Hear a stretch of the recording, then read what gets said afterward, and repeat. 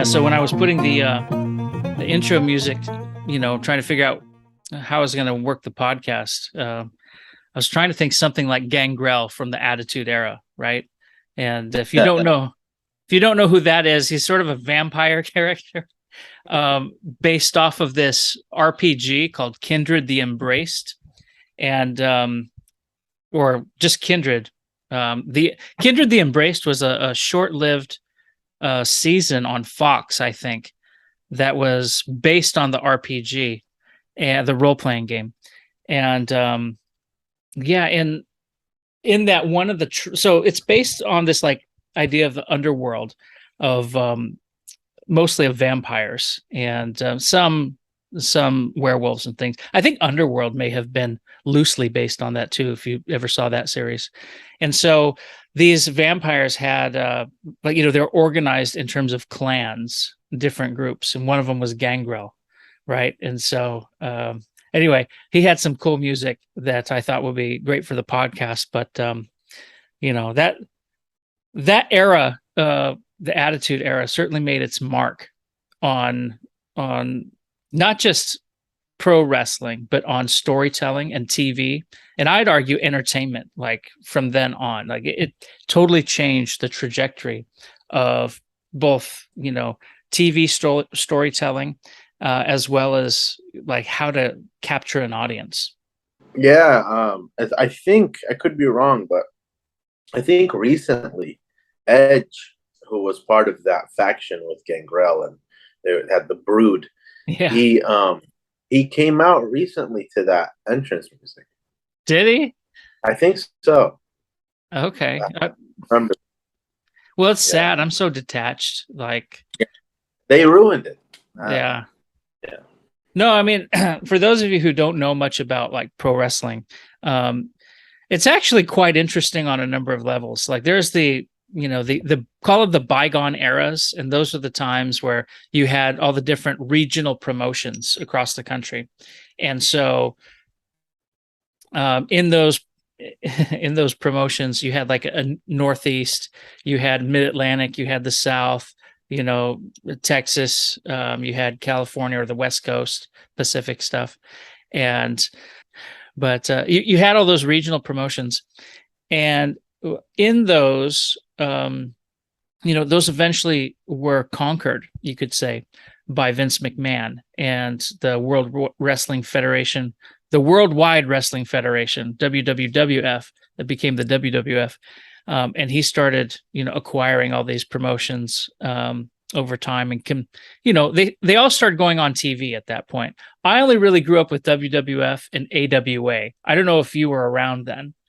No. But AWA was on ESPN, and that was the one out of Minnesota, Vern Gagne's group. And a lot of the, WWF stars kind of got their start over there, or at least that's where you first heard of them. Like Shawn Michaels and Marty Jannetty, they were the Midnight Rockers, right? Before they came into WWF. So I'm giving the audience an overview. So these regional groups are eventually acquired by this one major one, which was the WWF. That's what everybody knows. And then, they kind of went all in on trying to be national and international as a real power.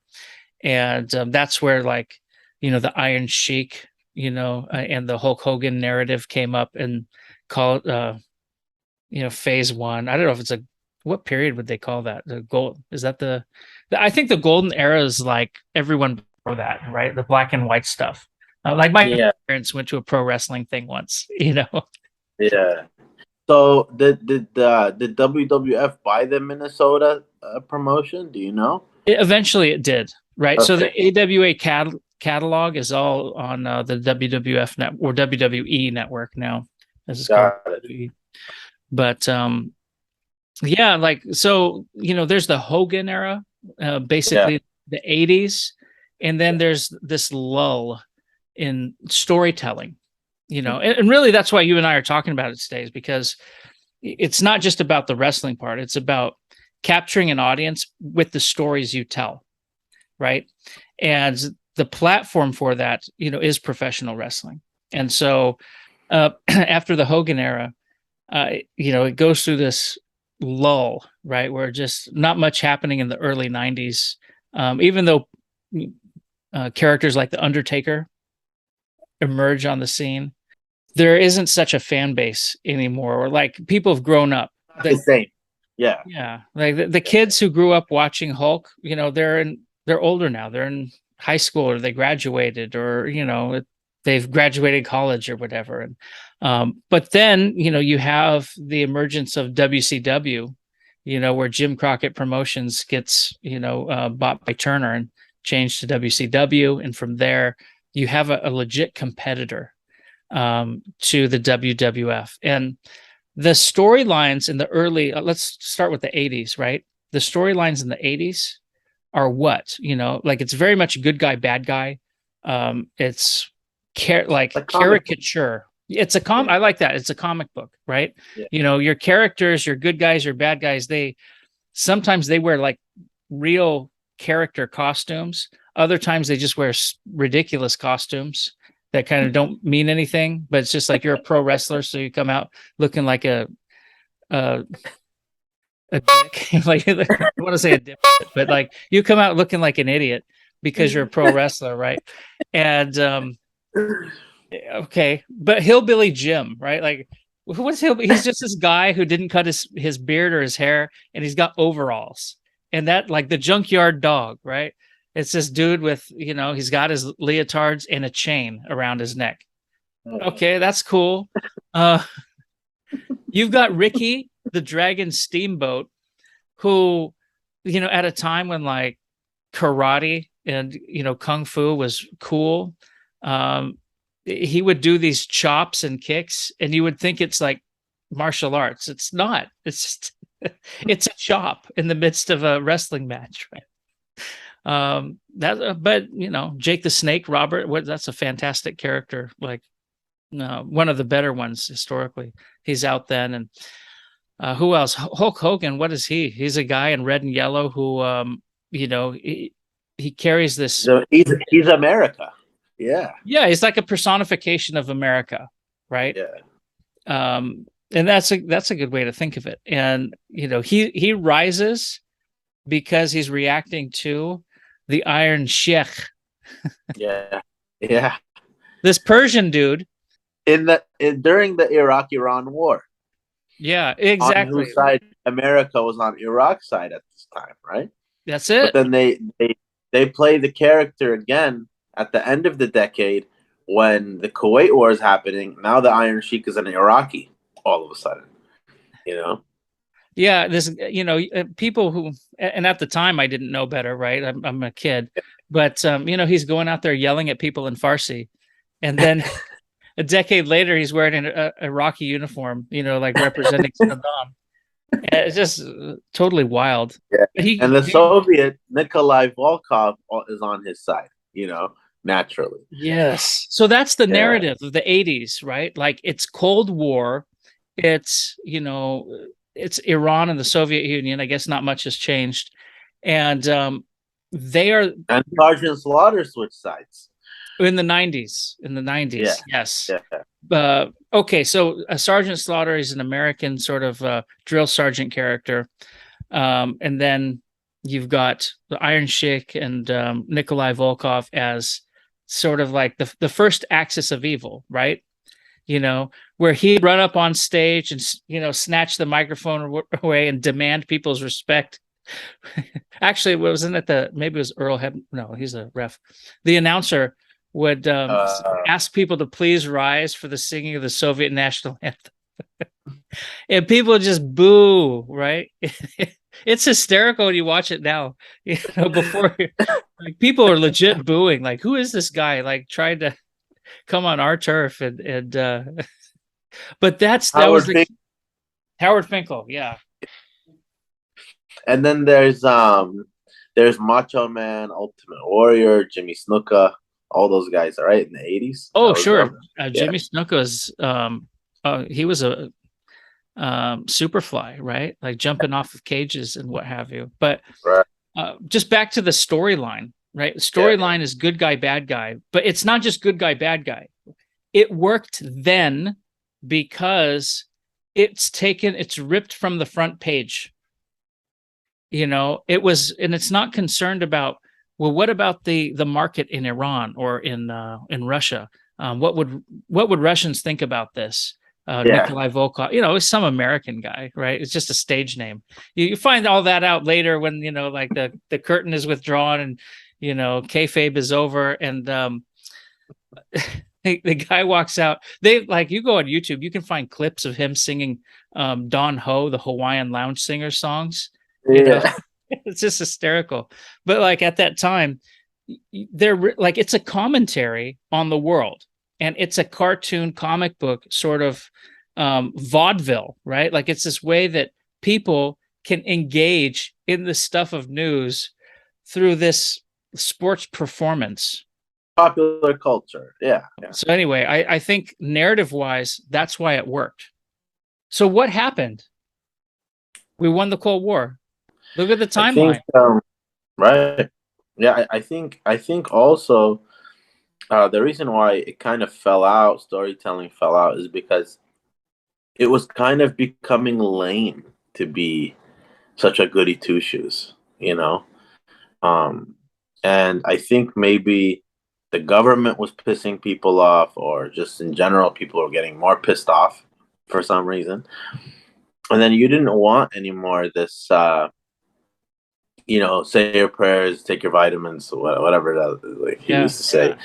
The next thing you know, the guy he goes to the NWO, and the '90s is just a crazy period where everything's backwards. You really nailed something there, because for me, it's a matter of who's the good guy. Yeah. And in the '80s, it's clearly defined. And a lot of people don't like being the goody two shoes or the good guy, right? Like, I mean, I think in terms of society in general, that's highly problematic. Like, we should be good. We should be honorable. We should be noble, right? Like, we should be, we should exhibit virtue. And being someone who lives like that isn't necessarily cool, right? Like, that's kind of derided, if you strive for excellence and not just maybe financial or academic success, but in terms of your ethics, what sort of incentive is there, apart from being noble, right? And virtuous and chivalrous? Like, we're not inspired toward that. And it's easier when there's a legit bad guy, because I think people didn't know what they liked and didn't like in the early '90s. It was like kind of stuff happened. It's like almost a big bang. So you had Hogan, once he went to WCW, he kept the same character. He was getting booed, kind of. That's right. So for people who don't know, let's assume that no one knows anything about, because my podcast is like, the nerds flock to me because I'm the chief among them, right? Like St. Paul, chief among the sinners, right? Like, I am chief among the nerds, beating my chest at how nerdy I am, and my flock come. So some people may not be listening to wrestling or watching wrestling. Hulk Hogan he's the good guy. He's American personified. He kind of peaks at WrestleMania 3 by defeating Andre the Giant. And, it goes back and forth. There's some Ultimate Warrior business, Macho Man business in the late '80s. Superman, right? Yeah. Yeah. And what do you do? Like, once you've hit a peak, and that's where you're getting the boring part. Right. They just kind of got, okay, it's the same story all the time, over and over, but there's no alternative. So this is just how it is, status quo. What happened, I think, I don't even know if it was on purpose, but when the whole Razor Ramon Diesel contracts come up in '96, '97 in WWF, and then they switch sides, the writing here, the creative, the concept of, okay, these guys are outsiders. They're coming in from the other company. They're not saying anything explicitly, but they're doing everything against us, and we're intending for them to be heels, but they're actually getting a really strong reaction that we weren't expecting. And then now Hogan switches sides, and then the whole world turns upside down. And then, because the WWF had no competition before that, now they're losing because of these guys. So then yeah. No, I mean, just to keep the narrative background going, because look, you had a lot of inside information in that little riff. Hogan, he's like everything's getting boring in WWF at this time, including Hogan, their star. So a situation emerges where he can leave and he can boost the profile of this new up and coming, well, it's not new, but it's repackaged up and coming WCW, where he's embraced as the historical Hogan character. He's still got fans, but okay, that's Hogan in his classical model, right? This hero guy, this America personified, the Hulkster. And so he's leaving WWF because he's not doing anything at WWF. It's all boring. And then he comes to WCW and it makes it a little less boring. Or, I mean, look, it's not boring. It's fun. You just have to be into it. And when we say things like boring and stuff, we're talking about people who aren't like fanatics or fans of wrestling who are going to watch wrestling in any era. But it's the people who come along during the peaks and valleys. And to be honest, I'm, because I'm detached now, I suppose I am one of those, who just comes along for the peaks, and I don't stick around for the valleys. So Hogan goes to WCW, and then, can I call you Deacon, Daniel, on a post about wrestling, on a podcast about wrestling? Whatever you want, Malfono. It's Man, up to you. you call me Malfono, you'll be Deacon, right? It's not quite an official conversation, but what you were describing earlier is how these characters they're performing, these wrestlers, their contracts expired with WWF in '96, and so they signed contracts with the competitor WCW, and they came in as outsiders, and in fact, that's how they were referred to in the beginning, and that's kind of like, I mean, maybe Lex Luger showing up on Nitro is the first shot of the Monday Night Wars, but this is where, if Lex Luger is the Gulf of Tonkin, then the outsiders coming is like the bombing of North Vietnam or something, right? Like it's where everything starts escalating. Yeah, and that's the real pressure is there, because then you have this like there's no optimism in sight for WWF. They're on their heels kind of, because the outsiders thing kind of blows WCW past WWF for a long time. And then there's I think immediately after, within the following year, there's all of these things that happen consecutively. It's all like from the outsiders thing, there's a domino effect of, okay, then the Montreal screw job, and then Vince McMahon coming out and saying, announcing the Attitude Era, The Rock interrupting Austin during a promo is the first time they meet each other.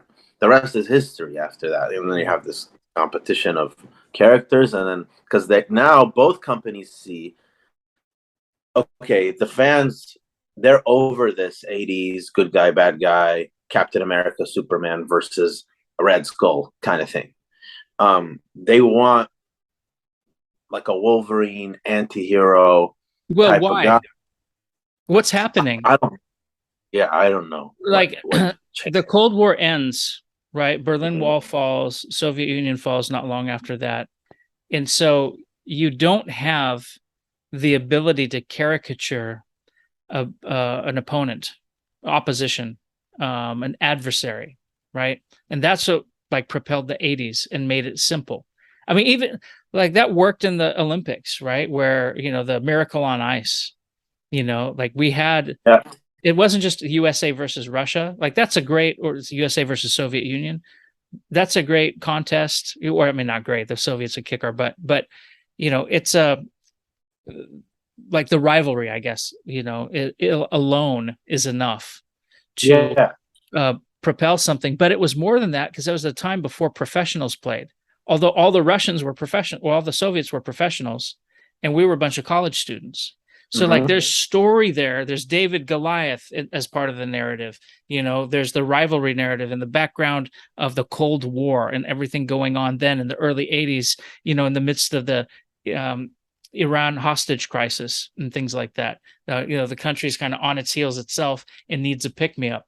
Okay, that goes into wrestling. Wrestling, through the 80s feeds off of this, but then the Cold War is over. So who are bad guys? How do we tell the story of the bad guy? And how have we... And it's really hard in the 90s. And I think you said it really well earlier. Like we stopped trusting the people we were supposed to trust. We stopped trusting government as openly. Like who really trusts the government, right? Like, I mean, in the end, people are people.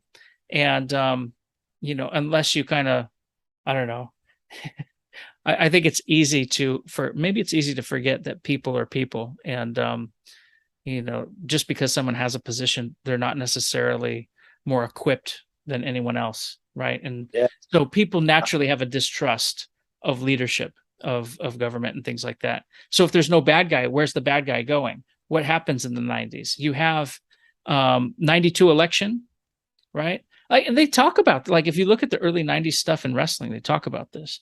Your presidential election is not a two-party election. It's like the first major three-party election, at least in our lifetime. There may have been some in the past that I don't know, I forget. But, this is where it's George Bush, the elder, running for re-election against the Democrat Bill Clinton, against Ross Perot.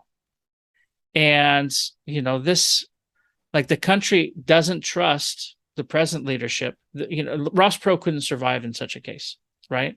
Yeah. So, Bill Clinton ends up winning out of the three. And then, his presidency is something that, is marred with, however the media wanted to talk about it, whatever the things happened, it's not external, as much as, bombing Syria, or Serbia rather, bombing Serbia at that time, took attention off of certain things. Even before that, there's just this, like, we turned inward, I guess you could say, as a country, rather than having a major external foe. We've got this inward conversation at that point. So then how does that affect the entertainment, the storytelling done entertainment wise? Yeah, I think that even the wrestling promotions, they didn't know that. Like, they didn't, I think it happened accidentally for them. Like, it fell into their lap almost, because they intended all of these things to be the bad guy. They intended DX and Austin and The Rock in the early days. Like, these were supposed to be the bad guys, and NWO. But they just got such a strong reaction that the typical good guy, bad guy thing didn't work anymore. Like, Austin was flipping off the boss all the time and everybody was cheering, DX too. They were just these degenerates, as Bret Hart called them. Bret Hart was the clean cut, technical submission guy. And, he trained in Canada. He's like in from like the North Pole. This guy, comes, and obviously Bret Hart has fans, but Shawn Michaels and DX, I think they had a reaction that the WWF wasn't expecting them to have.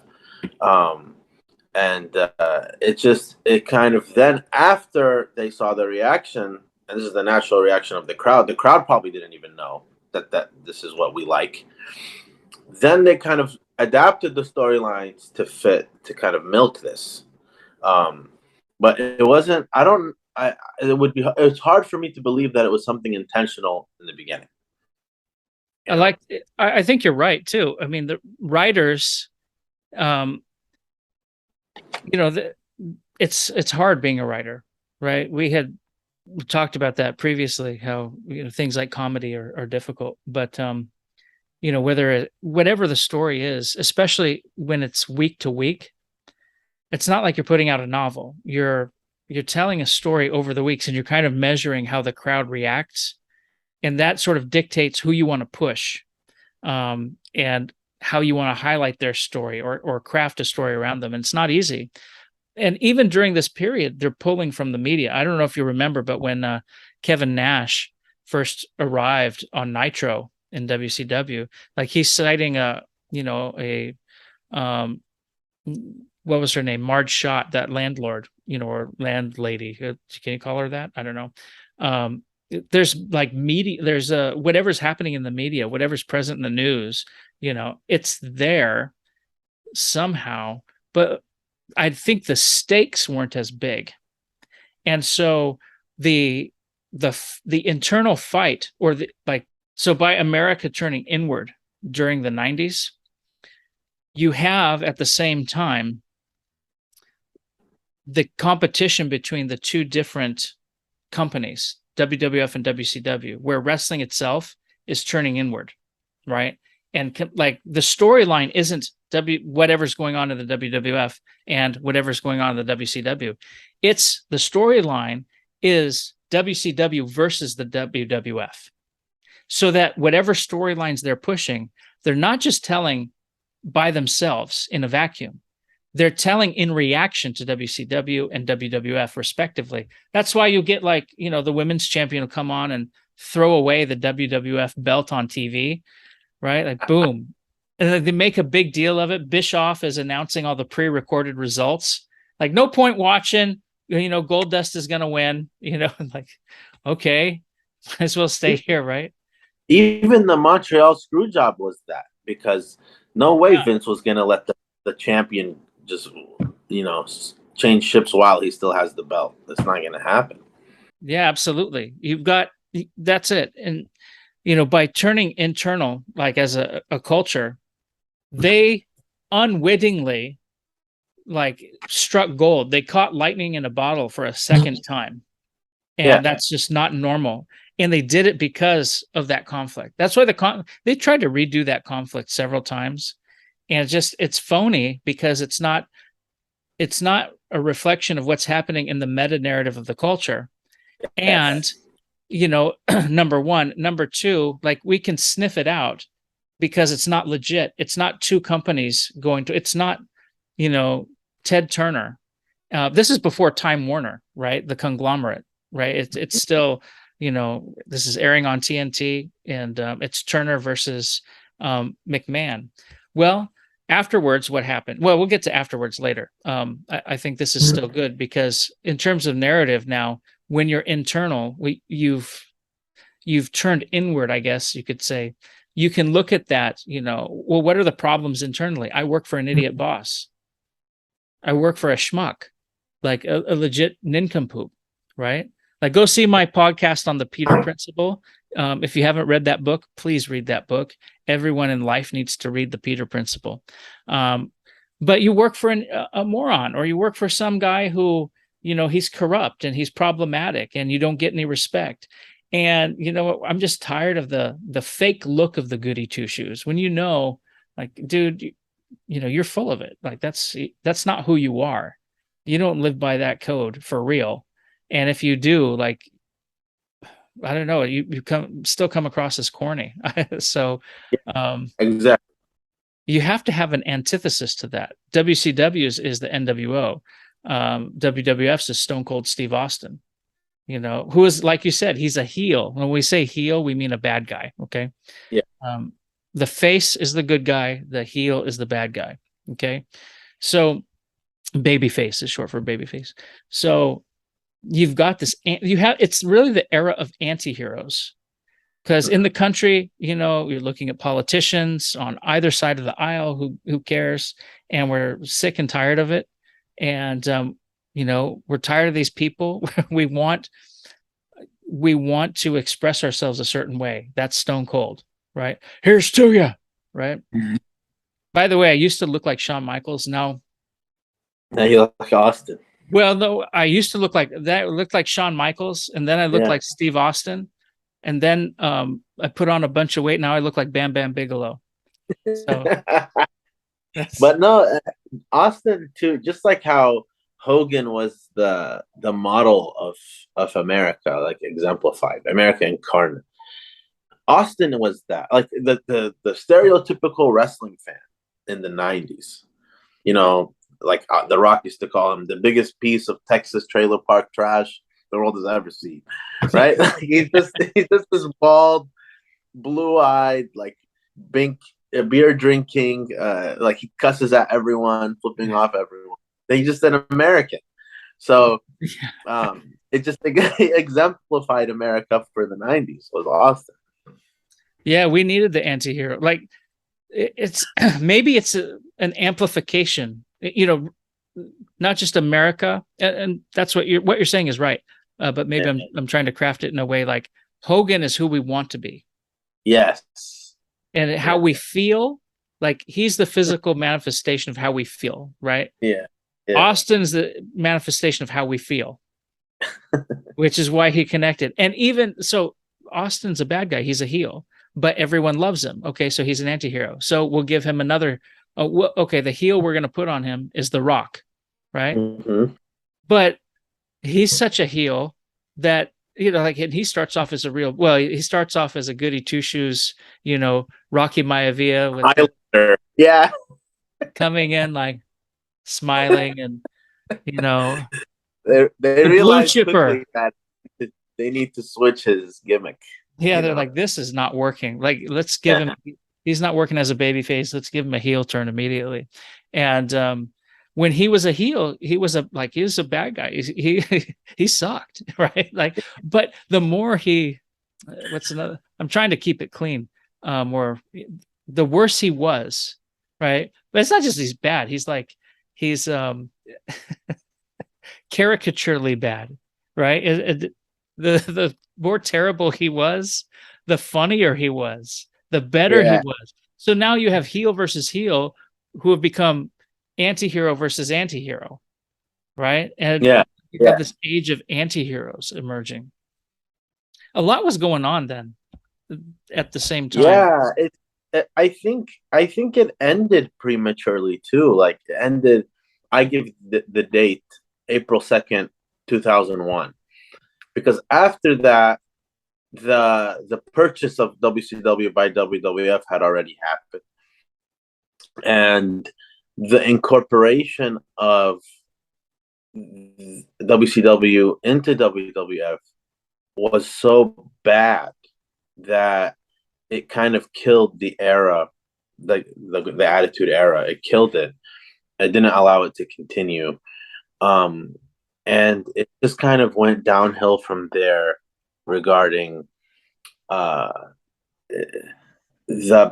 kind of didn't know what to do. Like it wasn't just night and day, oh, it's good, it sucks. No, I think it was like a downhill regression into what we have now.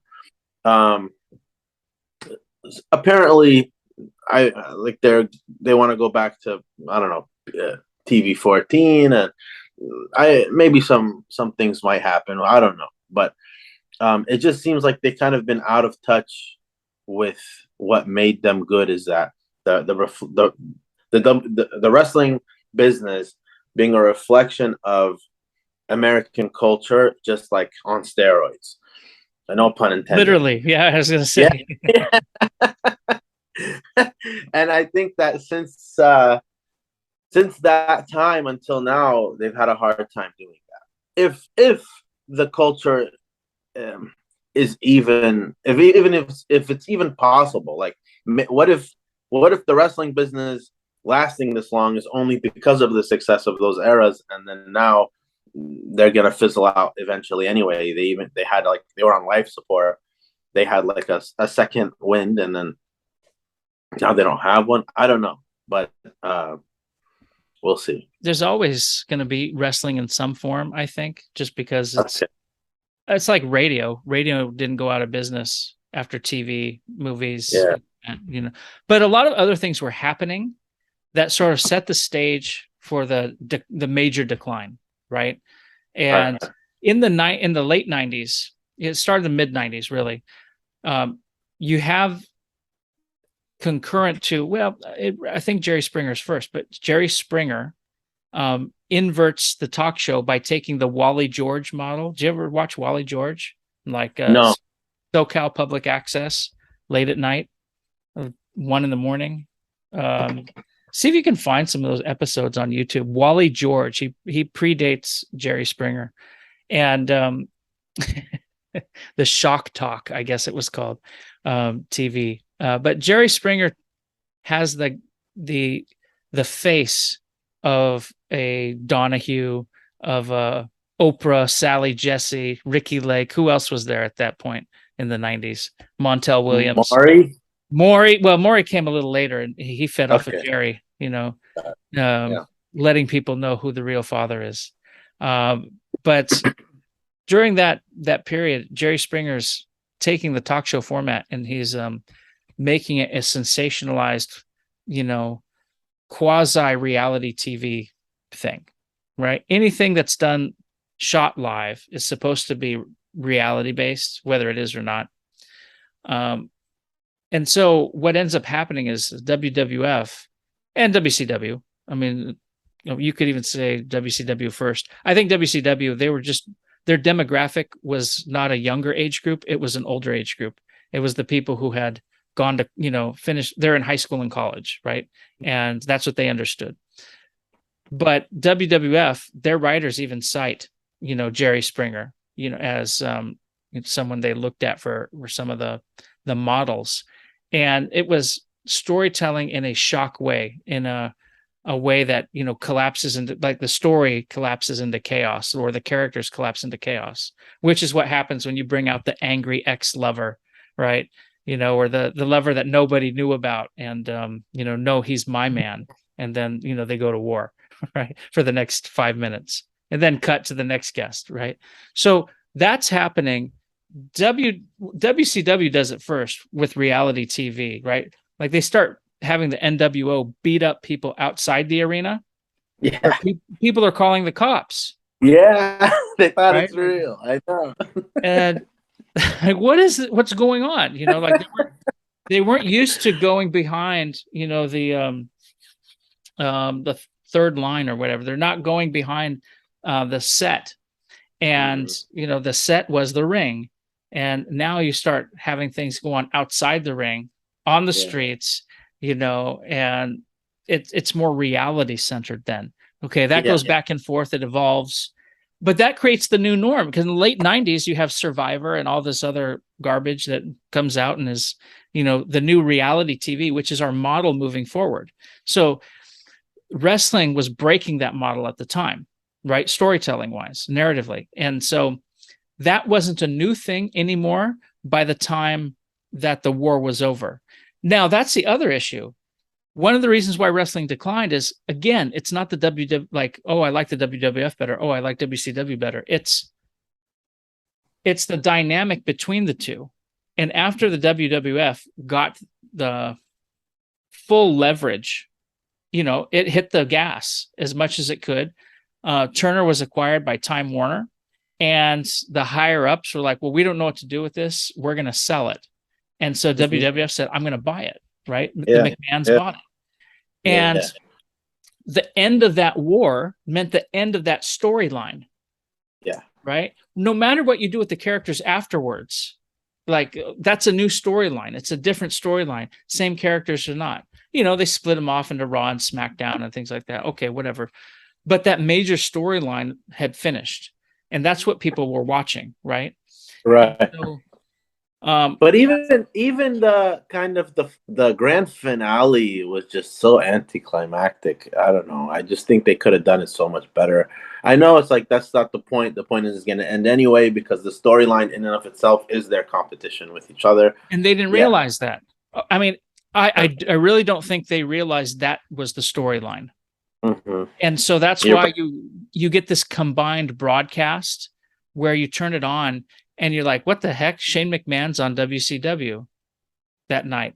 And you can turn on the two channels. So people would change channels back and forth. Like, during the show, if one match got a little boring, they go to the other one. If it got boring, they go back. If it was commercial, they go to the other show, right? And like, that was, people would hit the back button on the remote, like, perfect time for that invention to happen back, right? Yeah. And so you go back and forth, but at the end, it was the same show, effectively, or at least major parts of it were, right? And it was a surprise for everybody. But if they'd conceived this as, no, this is the fight between us, that's the real narrative, then they could have even did, status quo with WCW for a little bit, and then done something major, to Right. change the storyline rather than have it fall in their lap. And I think that precipitated, the downfall going forward. But there's a lot of other things too. Yeah, I think now it's starting to gain some steam again because of I noticed there's a theme in pro wrestling history of stables always getting people's attention. Stables for some reason are attractive. They're Like a gang or people group are, of wrestlers. yeah, like right now there's the Bloodline, which are the Samoans, like all the descendants of Rikishi and the what is in the tag team, The the Wild Samoans. Islanders? The Oh, the Wild Islanders. Samoans. Okay.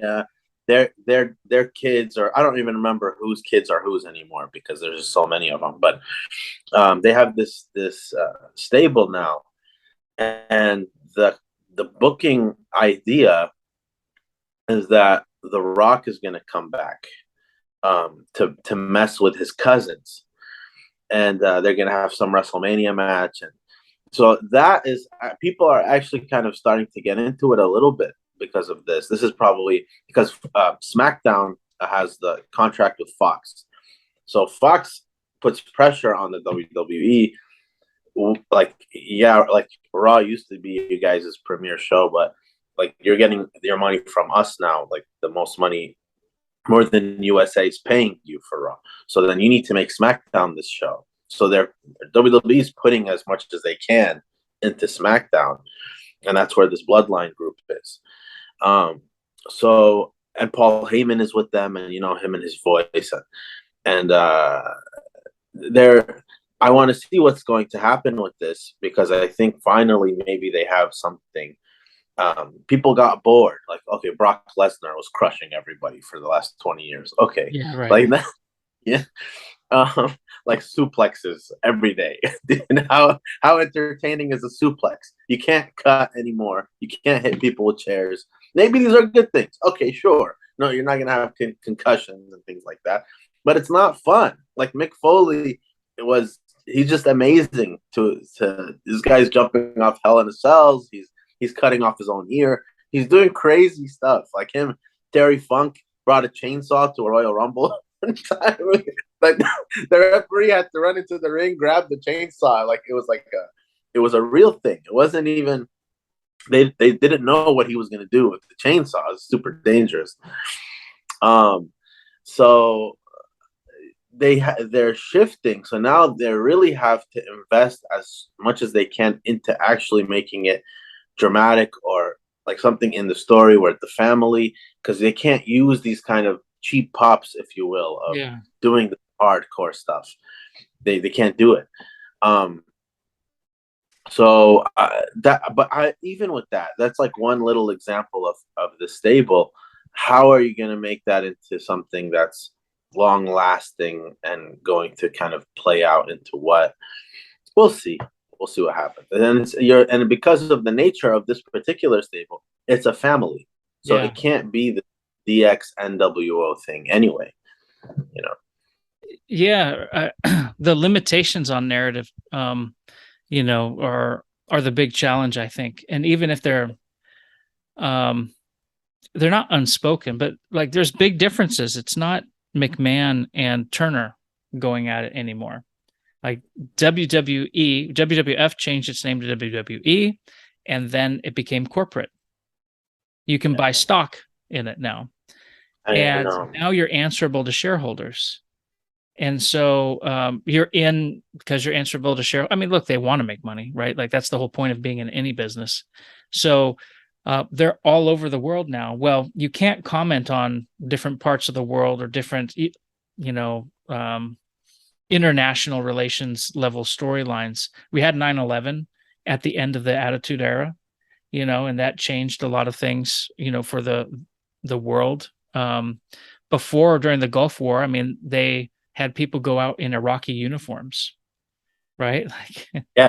And could you see that happening, in the in the resumption of that in 2003, right, when we go into Iraq again, or anyone in Afghanistan, or who are bad guys and why. We're not going up against nation. Like the narrative, the political narrative was that we weren't necessarily going against nations.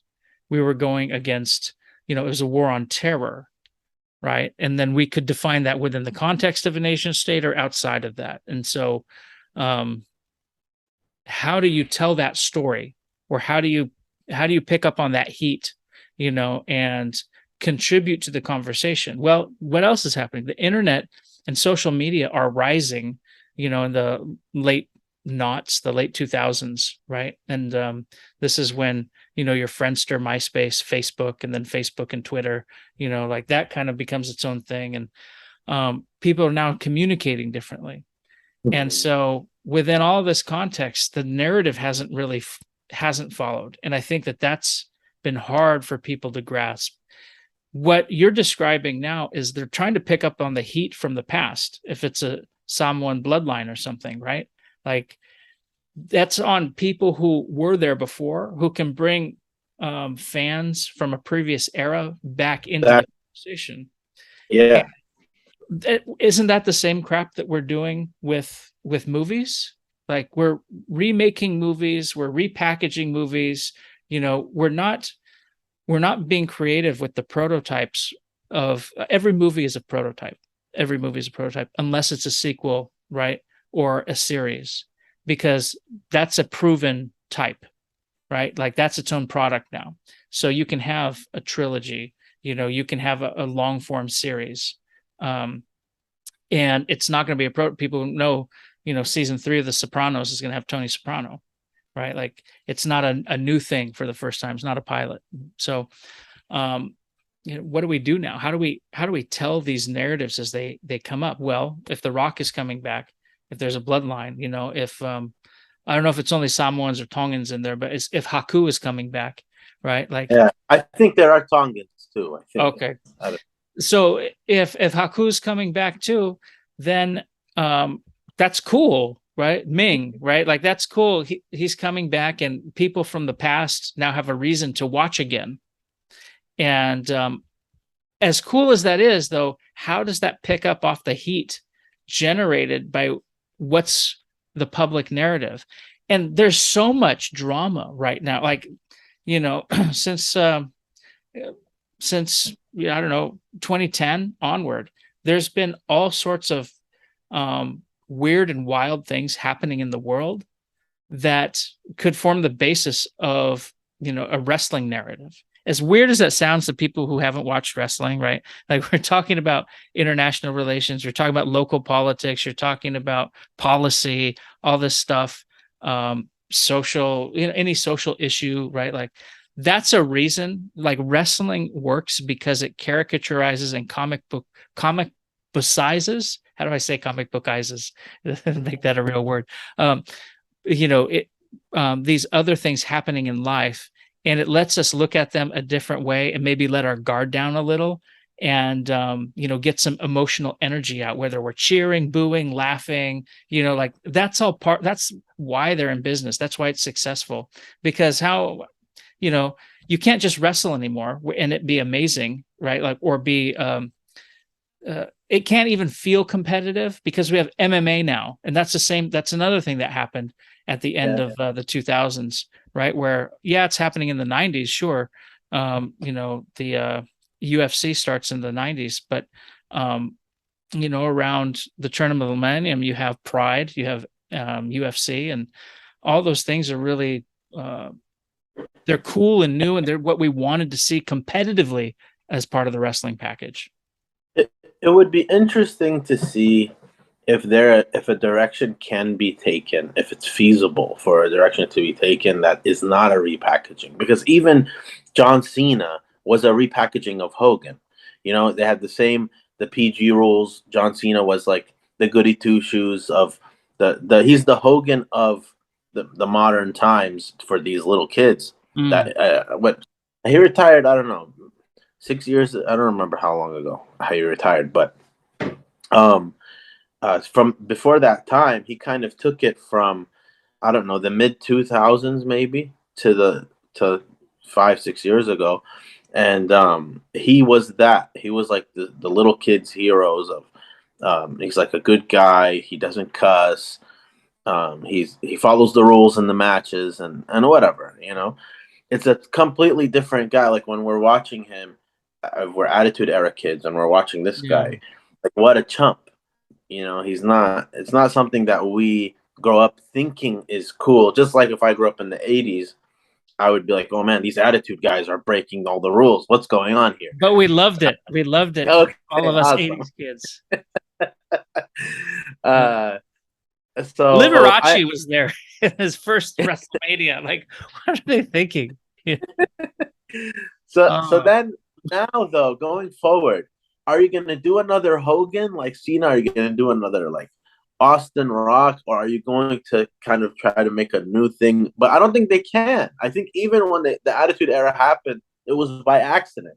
It's not because they were intentionally doing it. So I think they got to get lucky again. There's definitely that. Yeah, there's definitely that. But I think they're afraid of the stories they could tell, because the narrative for culture today may not fit the youth demographic as easily as the 80s did, right? So it would be a different Attitude Era in a sense. But you can't just redo the Attitude Era. It's been done, right? Like all that stuff, like you were saying, it was new at the time. People didn't know what they were going to see next. Yeah. That's over. So, well, what do you do if you're corporate? You're answerable to your shareholders, and you can't put out material that is going to severely anger a good chunk of your audience. Or can you? And that's where I think if you anger people and then you provide an antidote to the anger, or you provide a solution, then you got a show. Then you have a show. That's it. Like you don't have to be one side or the other. You have to be the conflict, Yeah. Do you think they should aim the priority of their content should be aimed at our generations, or should it be aimed at high school, middle school, whatever? That's a great question, really, because that seems to be what made the Attitude Era rise, was the awareness of a different demographic. Yeah. The wrestling, like the consistent wrestling fan, is going to be there in any age. People who aren't, but who come along for the ride, will be there when it's useful, right? And the fair weather fans, but like that's most things are that. When you have a hit, it's fair weather. And maybe reevaluating who you want to connect with is kind of the key issue. I think that there's probably a number of kids in the Attitude Era who loved wrestling, and you're going to have kids who love it. And maybe there's a place for dorks and goody two shoes sort of heroes, because you do need that. I believe in being honorable and virtuous. But what does that mean? Like, does that mean you're not exposed to the contrary? And it could be a question of hero making too, right? And well, that's for that demographic. What about high school, college? What about people who are in your demographic or my demographic, and the different ages, who have watched things in the past? Why should they make it important to us? Well, maybe we'll watch it with our kids, and I think they did that originally with John Cena. But are you familiar with the new show on Amazon Prime, Rings of Power? It's a Lord of the Rings prequel. I heard about it, but I haven't watched it. Okay. So there's a famous theme in not famous, but a repeating theme in there that they keep mentioning. It's like something like you sometimes you can't go to the light unless you touch the darkness, or something like that, right? And I think it's like a reflection of the human condition, because Tolkien, he had these Christian themes everywhere in his writings. He was a conservative Catholic. Side tangent, real quick.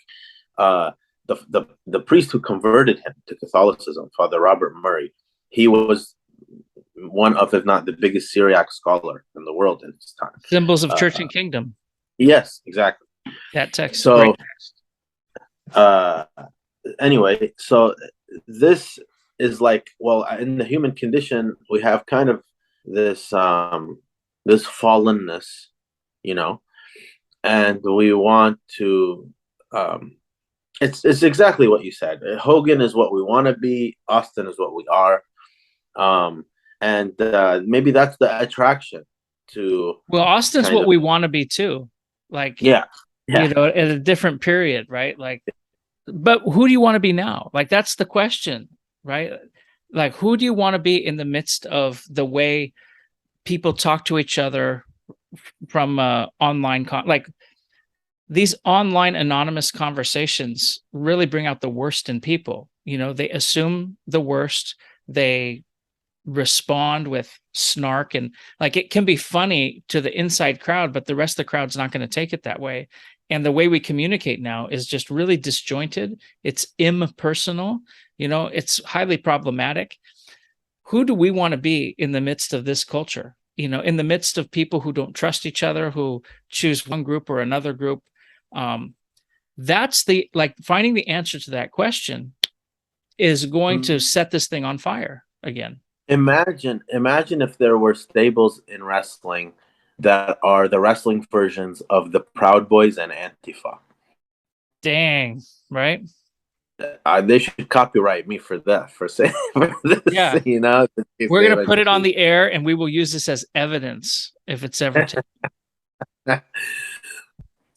But yeah, think about that. Think about like all the different international players, and what's that type, right? Like, what's that archetype, and how can you tell a story with, like, forget even the group names or non-names or whatever. What type of person gravitates toward a certain position? That's the key, right? You know, like, we're missing character. We're really missing character. I'm watching this new Lord of the Rings thing that's coming out, and not Lord of the Rings, no, Game of Thrones. I'm watching this new Game of Thrones thing coming out, and it's cool to have Game of Thrones back on the air after the complete abysmal failure of the final season. I think it was one of the most. I think it was a fantastic series, destroyed by the last season where they just turned their brains off. I can rant about that for a long. Maybe I'll make a podcast just on Game of Thrones and the final season. But all that to say, they've got a new season out, and it's taking place over a long time period. So it's almost like a mini series. And maybe it is. Maybe it's only going to run one season. I don't know. No, I think they got a contract for multiple. But that's the problem. They've spanned so many years so far that, like, the characters aren't really developing, you know, all those years. Well, they skipped. They were kids and now they're adults with kids. Like, they skipped in an episode. It's like The Young and the Restless, right? Yeah. Except you don't have the 40 years before of radio and you know, early 50s TV to back you up, you know, for different roles and stuff like this. So but it's lost. The characters aren't developed, you know, not in the way that they were in seasons 1 through 7. Where it's really, truly rich character development where I think they want to get to the kids of these people. They're gonna be like the kind of the main part of the story. I think they're doing this fast forward right now. I hope so. Yeah, it's a prequel before the season. I read some of the literature, so I kind of know what's gonna happen with this, where the story's going. Okay. Lord of the Rings, though, in my opinion, not just the movies that we know, Lord of the Rings, Hobbit, whatever, but even the show now, I think it's much better. Like, I think it kind of blows it out of the water. And it's funny, they released them at the same time, not on the same day. Lord of the Rings is a Friday, this is a Sunday, but I call it Lord of the Rings. I think it's called Rings of Power. You're going to get crucified for these opinions. You realize this. You realize, like, you know, it's not even close. I'll talk to anybody who wants it about it. But It's not even close. Rings of Power is much better, and they put more effort into it. I know I got bad reviews for doing some uncanonical things, like elves are supposed to have fair skin, but they have some African American actors. Who cares about that? Things like this is not important. The story of the show, that's what I'm talking about.